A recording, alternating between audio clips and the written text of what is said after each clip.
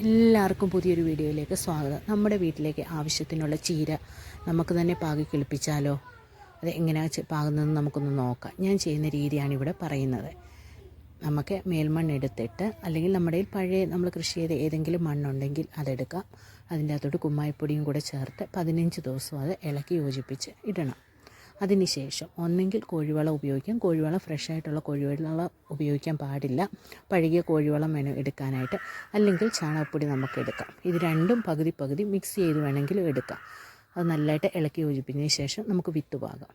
ഞാൻ വിത്ത് പാകുന്നത് ഒരു പാത്രത്തിലോട്ട് ചീരവിത്തിടുക, റവ അല്ലെങ്കിൽ അരിപ്പൊടി ഇടുക, മഞ്ഞൾപ്പൊടി ഇടുക. ഇത് നല്ലതായിട്ട് മിക്സ് ചെയ്യുക. റവ മഞ്ഞൾപ്പൊടി വേണമെങ്കിൽ കുറച്ച് മണൽ ചേർക്കാം, ചാണകപ്പൊടി ചേർക്കാം. പക്ഷേ റവയോ അരിപ്പൊടിയോ എന്തെങ്കിലും മസ്റ്റായിട്ട് ഇടണം.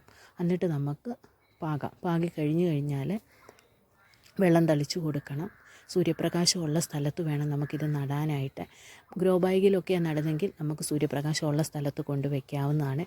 അഥവാ മണ്ണിലാണ് പാകുന്നതെങ്കിൽ സൂര്യപ്രകാശം എവിടാണോ നല്ലതായിട്ട് കിട്ടുന്നത് അവിടെ തന്നെ പാകാൻ ശ്രമിക്കണം. അപ്പം നല്ല കളറായിട്ടുള്ള, നല്ല ചുമപ്പ് കളറുള്ള ചീര നമുക്ക് കിട്ടും. അതുപോലെ തന്നെ ഞാൻ കൊടുക്കുന്ന വളം എന്ന് വെച്ചാൽ ചാണകം കലക്കി നേർപ്പിച്ചൊഴിച്ച് കൊടുക്കും. പിന്നെ ജൈവ സ്ലറി ആഴ്ചയിൽ 1 നേർപ്പിച്ചൊഴിച്ച് കൊടുക്കാം. അല്ലെങ്കിൽ ഗോമൂത്രം, അത് എനിക്ക് കിട്ടാൻ പാടാണ്. ഗോമൂത്രം കിട്ടുമെങ്കിൽ അത് 10 ഇരട്ടി വെള്ളം കൂടെ ചേർത്ത് നമുക്ക് ഒഴിച്ച് കൊടുക്കാമെങ്കിൽ നല്ല റിസൾട്ടാണ് കിട്ടുന്നത്. അപ്പോൾ നമുക്ക് വിഷമൊന്നുമില്ലാത്ത നമ്മുടെ കുഞ്ഞുങ്ങൾക്കും നമ്മുടെ വീട്ടിലേക്കും ആവശ്യത്തിനുള്ള ചീര നമുക്ക് തന്നെ കൃഷി ചെയ്യാവുന്നതേ ഉള്ളൂ. അപ്പോൾ എല്ലാവരും ഒന്ന് ചെയ്ത് നോക്കണം. ഇഷ്ടപ്പെടുവാണെങ്കിൽ ലൈക്ക് ചെയ്യണം, ഷെയർ ചെയ്യണം, സബ്സ്ക്രൈബ് ചെയ്യണം. Thank you.